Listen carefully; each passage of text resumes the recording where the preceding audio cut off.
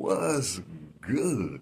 Look up to all the enlightened ones from inner space. You've definitely landed at the right time and place. If you're here, it's for a reason, not a season. Let's connect some of these dots of the past, present, and future. Unite, build, because divided, we already conquered. Knowledge, understanding, wisdom, we could slay any monster. Welcome to Pangea, where we put it all back together as one. In the main square in Damascus, thousands gathered to cheer the end of Syrian dictator Bashar al-Assad. Entire families came to witness history in the making. Syrians have been coming from all over the country to gather here. Hello, I'm from the United States. Welcome. Thank you very much. NBC News. Welcome. How are you feeling today? Very happy. Very happy. Very, very happy. It seems to be the sentiment here. Everyone says very happy. Yes. Wow.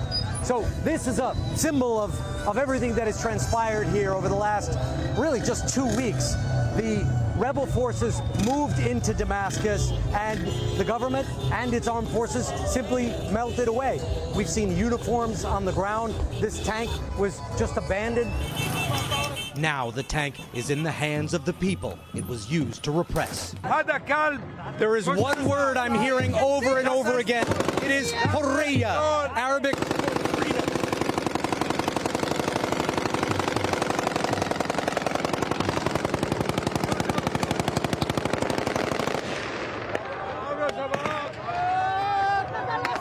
And a lot of celebratory gunfire. The rebels were given a hero's welcome. Many are from an Islamist group called HTS, considered a terrorist organization by the U.S. and the United Nations. Their victory was swift after Assad's longtime backers, Russia, Iran, and Hezbollah, did not or could not intervene. Everything will be excellent in our foreign and domestic relations. We don't want to be hostile to anyone, said one fighter. The leader of HTS was once an al-Qaeda commander, although he split from the group years ago. Today, he promised tolerance for all religions and said there would be no restrictions on women's rights. Syrians are overwhelmed by all the sudden changes, and they're getting their first glimpses of Assad's life of luxury. A video claims to show his vast collection of sports cars and SUVs, repossessed by revolution. The rebels have also been freeing political prisoners from a notorious prison, once dubbed the human slaughterhouse. Assad escaped for Moscow, where he and his family were given asylum for humanitarian reasons. With him gone, there is nervousness, but also hope. Refugees are rushing back to write the next chapter of Syria's history. To show they're serious about uniting this country, tonight the rebels' leader announced a general amnesty for former government employees and soldiers. Lester? Okay, Richard Engel, thank you. We are by Mezze military airport in Damascus. This was a strategic regime military airbase. And as you can see, there's this thick black plume of smoke rising from there. We could hear some blasts a short while ago, and it's unclear right now whether this is an Israeli airstrike, because the Israeli military has struck Syria hundreds of times in the past couple of days. Mezze Airport was among the military installations and sites that have been targeted.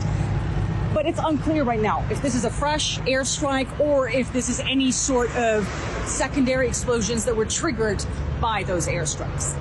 So this just happened yesterday. The IDF has taken over Mount Hermon in Syria. And for those who don't know, Mount Hermon is where the fallen angels descended on. So in the Hebrew Bible, Mount Hermon constituted part of the northern border of the Promised Land. And in the book of Enoch, it is the site of the descent of the fallen angels when they determined to take human wives on earth. Now, some others speculate that in the New Testament, it is a likely candidate for the so-called Mount of Transfiguration, but that is debatable. But what's not debatable is that Mount Hermon was the area where Jesus said in Matthew chapter 16, I will build my church. As we see here in Matthew 16, when they come into the region of Caesarea Philippi, and that is located at the base of Mount Hermon.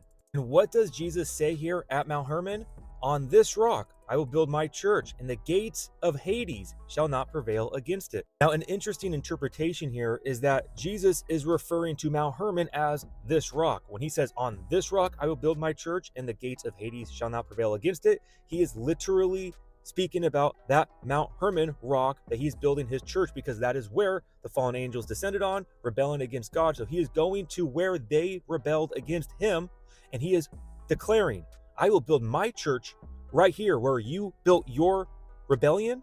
I am going to build my church, and the gates of Hades shall not prevail against it. I think it's a pretty cool interpretation, but to hold that interpretation, you must hold a supernatural, spiritual, biblical worldview, which I hold. Now, an interesting side note is how Paramount can be symbolic of Mount Hermon, where you have the stars falling from the sky, descending upon this mountain that is called Paramount, kind of like paranormal, the paranormal mountain. I mean, that's just speculation, but something I wanted to add. But this situation right here, where the IDF has secured Mount Hermon, the highest point under Israel's control, is a huge sign, in my personal opinion, of the times that we live in. Because we understand how these fallen angels who descended upon Mount Hermon brought about the Nephilim, the mighty men, because they married the daughters of men. And during this time, the Lord saw the wickedness of man was great on the earth. And the reason why the wickedness was so great is because you have the mixing of genetics,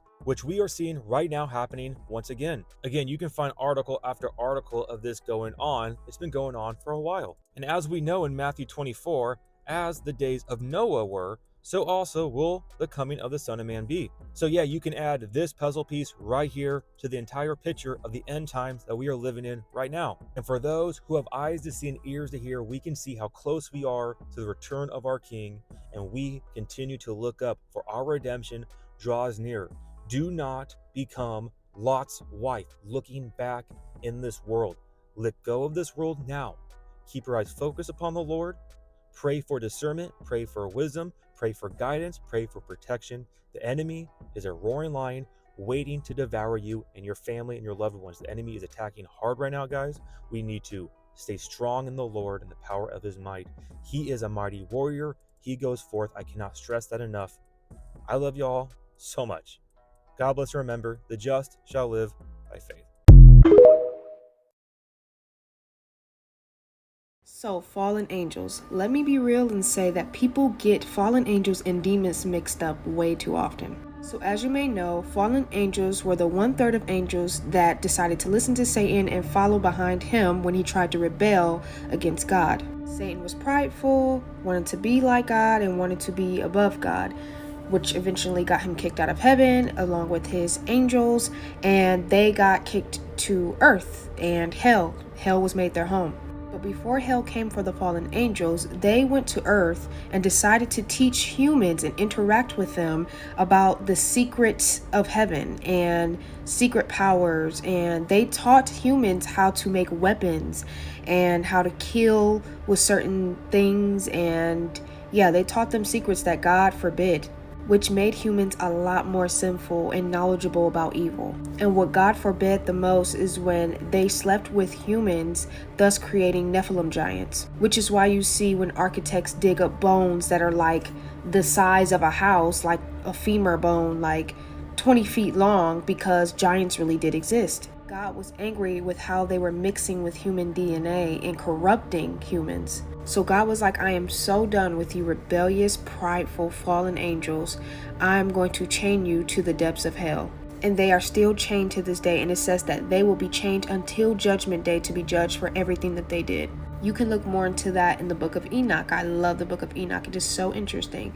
Now, where demons came from is from the Nephilim giants. When they would pass on, their evil spirits, which were cursed, would roam the earth. And, it was evil spirits that came from them, which is where demons came to be. They are not fallen angels. Fallen angels are chained to the pits of hell, in a pit in hell. Demons are still roaming, coming to and fro from earth, coming through your TV screens, I'm not trying to scare you, but like when you give them access, they can get access to come on the earth. But yes, they're in hell, in torment or tormenting. But when it's all said and done, they will have their judgment too, and will be in the lake of fire. So trust me, don't worry, evil will not get to live on forever. God does. Only God and his goodness and his righteousness. Do you still think these giant craters are caused by asteroids? Aw, that's sweet. Well, if you don't want that fantasy ruined for you, I wouldn't keep watching. Let's start by looking how many of these craters have been found. And the Google machine says 190, but I've seen up to 195, which is awfully close to the number 200. 200 that just happens to be the exact same number of the fallen angels or watchers that were banished down to earth for committing sins with human women?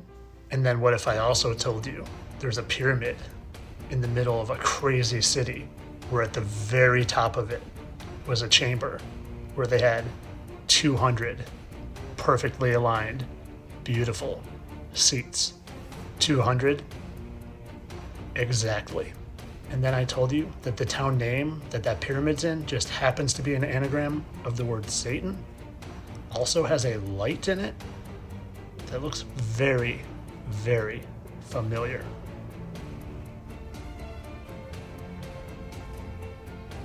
So familiar that I knew I had seen it somewhere before. We know what that is. That's the Olympic torch. And if you've seen my Chicago or New York videos, you know who that really is, holding that torch.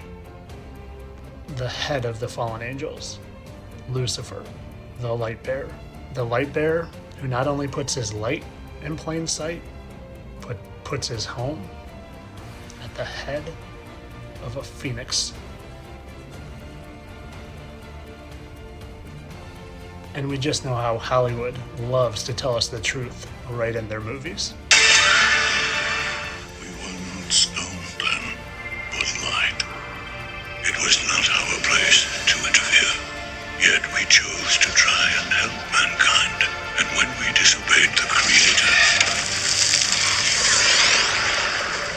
He punished us. We were encrusted by your will. Rock and mud shackled our fiery glow. Maybe, just maybe, there are some fallen angels here, and they're trying to deceive us to get revenge on God, trying to make us think there is no God, and that we just came on an accident, random Big Bang, and then we evolved from monkeys, and that we live on just one of infinite spinning balls. But I know the truth. I know they're not even possible the way they tell us, because I've researched. And if you still think these are caused from asteroids from outer space, then my friend, you have a lot of research to do. My hope for you is that one day you get fire up your butt so bad that you will stop at nothing, and I mean nothing, until you find the truth about this place you live. Because it's there, and this sure as hell isn't it. But as always, I was just here for your entertainment purposes. I don't believe any of this I said. All this was just joking opinion. Yeah, of course space rocks hit this.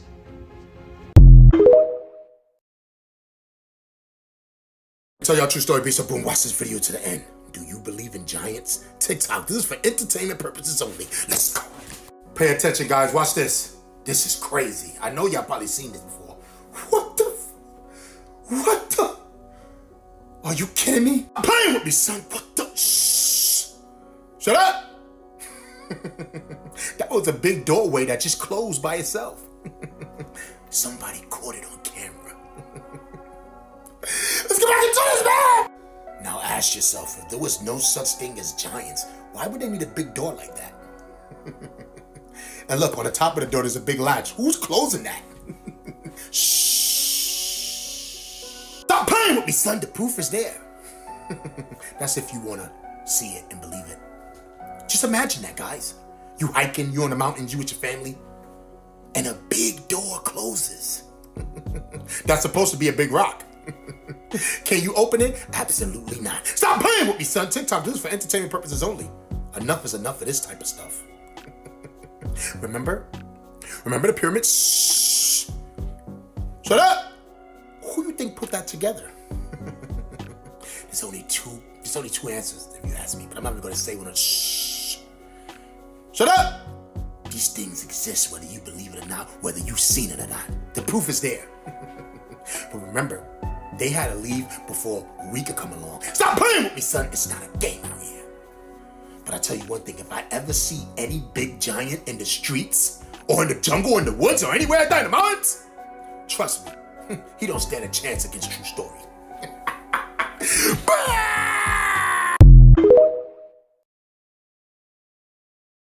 The truth about giants been in our face the whole time, y'all. Petrified. Like, look at that. I'm telling y'all, yo, this was a couple right before they died. They perished. Something happened, yo, that made everybody turn to stone, like on some Medusa shit. I'm trying to tell y'all. Like, look at that. Look at that mitt. Creepy. Look, if you turn the phone sideways, you can just see the face of the mountain right there. Crazy. Petrified big ass elephant. Look at that shit. Now you telling me they not telling me that's a grandpop that was sitting before you mean? Bro, this is a female's body. Y'all see that? Look at the foot. Shit! These are believed to be the ancient remains of a highly advanced and possibly giant race. According to the book of Genesis, angels are said to have united with women, producing a race of powerful giants. Some believe these giants were responsible for building many ancient massive structures, such as the pyramids, Baalbek, Sacsayhuaman, and Stonehenge. What's intriguing about these sites is the lack of a logical explanation for their construction. The massive, precisely crafted structures also often align with celestial patterns, suggesting knowledge and abilities beyond what we typically associate with early civilizations. Additionally, many gigantic bones, as well as huge tools and other artifacts, have been found worldwide, making it harder to dispute their existence. This would also explain why there are countless legends of giants across cultures, making the Bible seem more historically accurate than some once thought.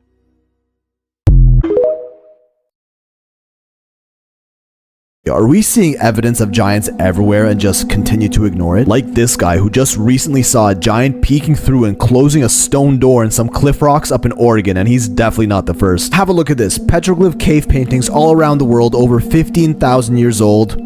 Giants. Ancient Indian mythology had the Vedas beings, which were over 32 feet tall. In the Old Testament, we got the Nephilim, especially in the Book of Enoch. The Quran had the people of Ad, a nation of giants. Ancient Egyptians had their carvings and drawings of extremely large people in chairs and carrying megalithic stones. Mayans and Aztecs across the ocean in Central America had their own depictions of towering humans. And the Sumerians, well, they had the Anunnaki, winged beings 12 to 15 feet tall. And I promise that video is coming. That came down from the sky, bred with humans, and gave birth to giants. And this particular story formula here has been repeated in so many of these ancient civilizations' lore. And then we actually started finding them. Hundreds of skeletons of these supposed mythical giant creatures uncovered all over the world, most notably in North America. Found all over the US and even into Canada and Mexico, carbon dating analyses showed that these remains were much older than even the native indigenous people. And even these Native American tribes who had zero contact with the Egyptians and the Sumerians had their own legends of a time when enormous humans roamed the earth. Like the Choctaw tribe in present-day Mississippi had stories of the Nahulo, a race of giants that ate humans, another common characteristic among these stories. And there's the Native American myth from the Paiute tribe of red-haired giants called the Siteka that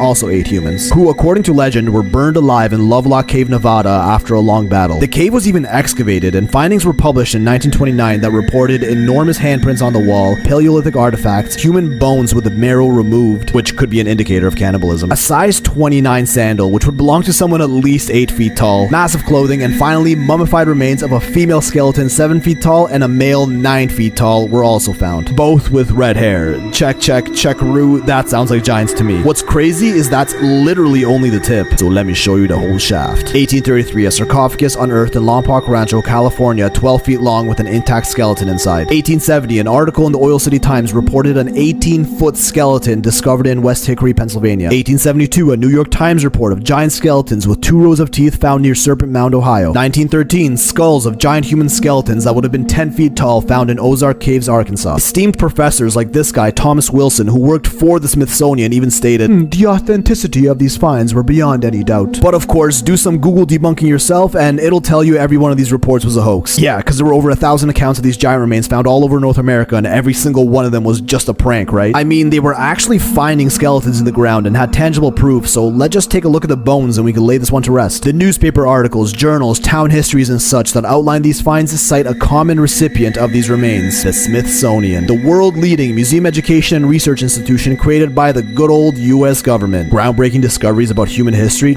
Of course we can trust the government to tell us the truth. But actually, for the longest time, no one ever suspected any sketchy business from federal agencies until some sketchy business started happening. In 1892, more wooden coffins measuring up to 12 feet long were discovered in Crump's Cave, Alabama, and were sent to the Smithsonian as with everything else. More than 50 years went by and they never said anything about them. So in 1950, a researcher pulls out the good old Freedom of Information card and basically asks them, hey yo, where they at? Smithsonian hits him back with, our records show that we got them, but we can't seem to find it. Kinda like NASA overwriting the tapes of the original moon landing, huh? Then again, in 1992, another researcher asks, and finally, after 100 years since the original find, he's told that the coffins weren't coffins, but food troughs for feeding cattle from a time period in which animal domestication wasn't even practiced in North America. And when he asked if he could see it, they told him it was in a warehouse that was contaminated with asbestos for 10 years. Yeah, this is the real documented story, which they probably could have gotten away with if it wasn't for the good old internet. Hey, he tried as best as he can, right? So basically, the Smithsonian has all the bones, which are technically native cultural artifacts. But hey,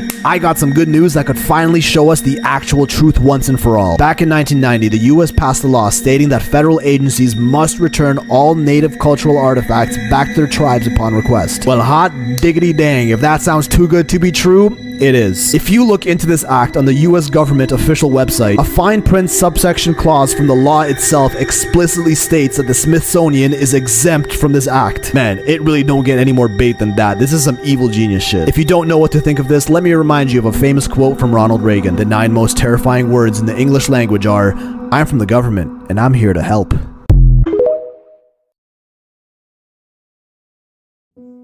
Watch Angela's face when Sean Ryan asks about the crucifixion. We'll talk. Have you tried to look into religion at all? Such as the crucifixion?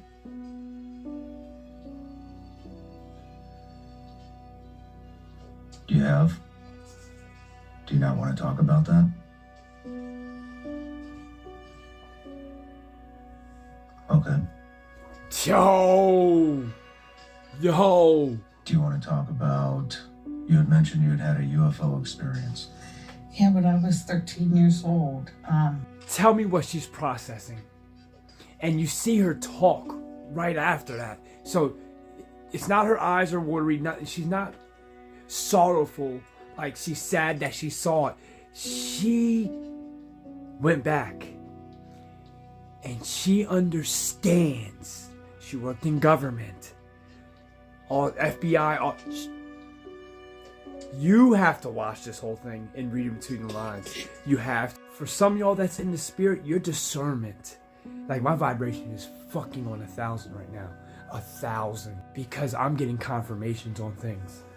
And for all y'all, my heart yearns for you. About the deception. Let me just say that. It earns. That's why I make the content. A lot of you guys think I come off as arrogant, making fun of, and no. I'm trying to free your mind. You have nothing to fear. You're following something based off fear. And that woman just showed fear, not sorrow. She showed fear. Because she can't speak on it on a public forum like this. Read in between the lines. Peace to the gods.